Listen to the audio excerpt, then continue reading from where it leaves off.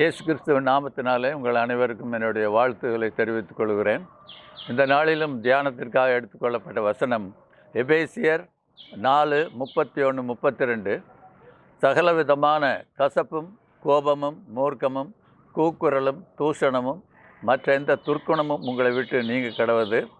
ஒருவருக்கொருவர் தயவாயும் மன உருக்கமாயும் இருந்து கிறிஸ்துவுக்குள் தேவன் உங்களுக்கு மன்னித்தது போல நீங்களும் ஒருவருக்கொருவர் மன்னியுங்கள். இந்த நாளிலும் என்னுடைய செய்தியின் தலைப்பு குடும்ப உறவுகள். ஒரு வேடிக்கையான கதை உண்டு. கடவுள் ஆதாமை உண்டாக்கினார். அவனுக்கு ஒரு துணையாக ஏவாளை உண்டாக்கினார்.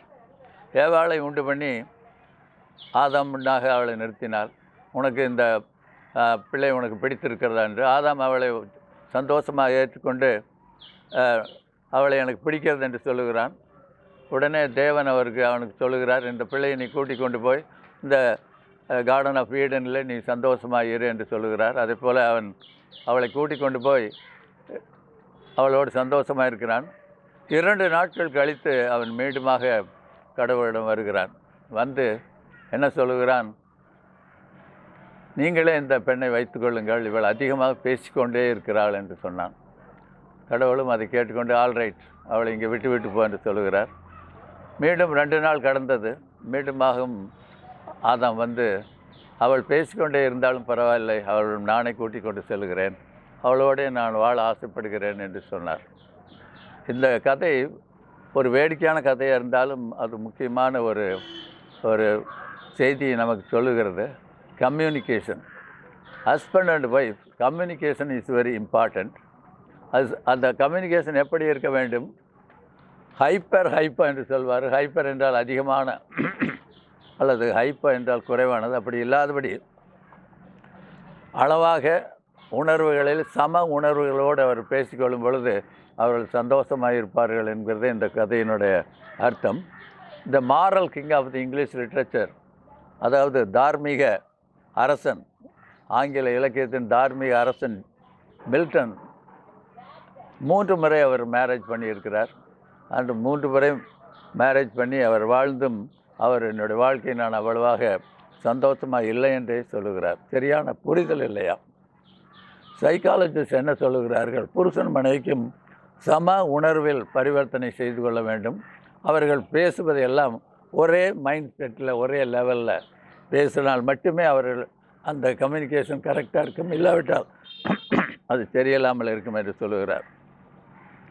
அலுவலகங்களில் கணவன் பணிபுரிந்த வேலைக்கு முடிந்து வீட்டுக்கு வரும் பொழுது மனைவி அவனை சந்தோஷமாக ஏற்றுக்கொண்டு, சில சமயங்களில் கணவன் தன்னுடைய ஆஃபீஸில் சில பிரச்சனைகள் இருக்கும்போது தன் மனைவியிடம் பகிர்ந்து கொள்ளும்போது மனைவி அதை சரியாக கவனிக்காமல் வித்தியாசமாக பிஹேவ் பண்ணும்போது கணவன் அதற்காக ரொம்ப கவலைப்படுவான். என்னை புரிந்து கொள்ளுகிற மனைவியாகியவள் இல்லையே என்று.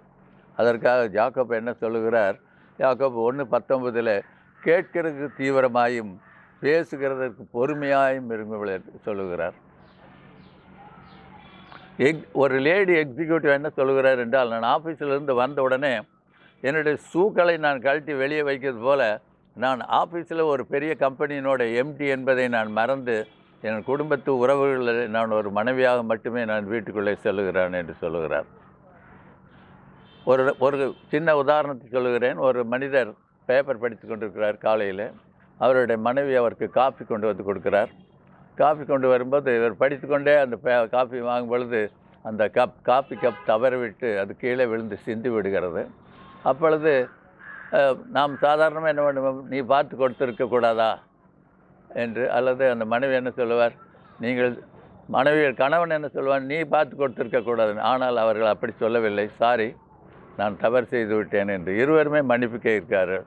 இந்த அளவிலேயே நம்முடைய உறவுகள் இருக்கும் பொழுது நம்முடைய உறவு நன்றாக இருக்கும். ஒரு பாஸ்டரிடம் ஒரு மனிதன் வந்தான். என்னுடைய மனைவிக்கு நீங்கள் ஒரு அட்வைஸ் பண்ண வேண்டும், எனக்கு கீழ்ப்படிந்து நடக்க வேண்டும் என்று அட்வைஸ் பண்ண வேண்டும் என்று சொன்னார். அப்பொழுது அந்த பாஸ்டர் அந்த மகனிடம் கேட்டார், நீ உன்னுடைய மனைவியிடம் நான் உன்னை நேசிக்கிறேன், உன்னிடம் அன்பாக இருக்கிறேன் என்று எப்பொழுது சொன்னாய் என்று கேட்டார். அதற்கு அந்த மனிதன் பதில் சொல்ல முடியவில்லை. நம்ம இருதயம் முழுவதும் அந்த மனைவியின் பேரில் அன்பாக இருந்தாலும் அதை நாம் கண்டிப்பாக வாய்மொழியாக நான் உன்னை நேசிக்கிறேன், நான் உன்னோடு அன்பாக இருக்கிறேன் என்று சொல்ல வேண்டும். அதுவே முக்கியம். ஒரு ஸ்டேட்மெண்ட் என்ன சொல்லுகிறது என்றால், if you help your wife 2 hours you will postpone your divorce by 2 years என்று சொல்லுகிறது. உறவில் செயல்பட அன்புள்ள வார்த்தைகளை மனைவியுடன் பேச வேண்டும். If you treat your wife like a queen you are the king. உன்னுடைய மனைவியை நீங்கள் ஒரு ராணி போல நடத்தினீர்களால் நீங்கள் ஒரு ராஜா. சந்தோஷமான குடும்ப வாழ்க்கைக்கு நம்முடைய நல்ல உறவுகள், தெளிவான கம்யூனிகேஷன் இருந்தால் மட்டுமே நாம் சந்தோஷமாக இருக்க முடியும் என்று இந்த செய்தியை இத்துடன் முடிக்கிறேன். தேவன் தாமே ஒவ்வொரு குடும்பங்களை ஆசீர்வதித்து அனைத்து சாட்சியுள்ள குடும்பங்களை வாழ கிருபை செய்வீராக.